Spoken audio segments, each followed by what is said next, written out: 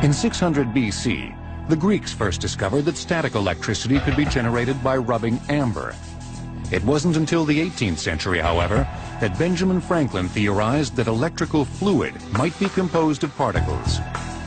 By harnessing this flow of electrons, or current, inventors and industrialists more than a century later laid the foundation for what would become the colossus of electrical generation, the modern power plant. It can be anything from a red-hot behemoth that once started consumes trainloads of coal without interruption for years. Or it might be a nuclear plant, incongruously perched at the edge of the shimmering Pacific Ocean. A plant that on its own produces 20% of Southern California's energy. Or maybe it is simply this, a house that generates more energy than it consumes and returns that surplus to the electrical grid for public use. A new model for the future of power plants. But whatever guise contemporary power plants take, the basics of their design and their integration into commercial and domestic life were forged more than 100 years ago in a conflict between two giants of industry and invention, Thomas Edison and George Westinghouse.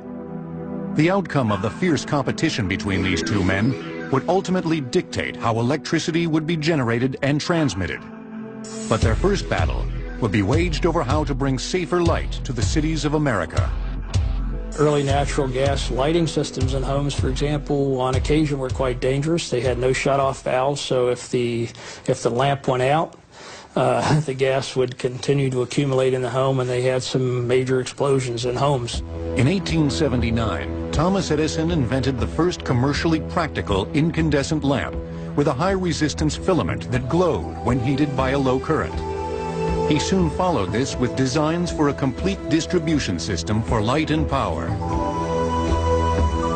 On September 4th, 1882, after delays and cost overruns, Edison opened the first electric utility, the Pearl Street Station in the heart of Lower Manhattan's financial district. Edison knew that his product was going to be expensive and would need to reach many customers.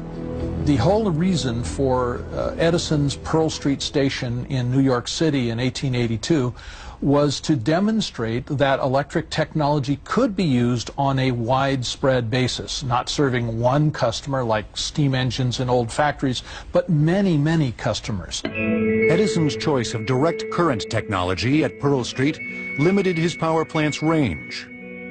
The major disadvantage to direct current power in power plants at the time was you could not transmit electric power very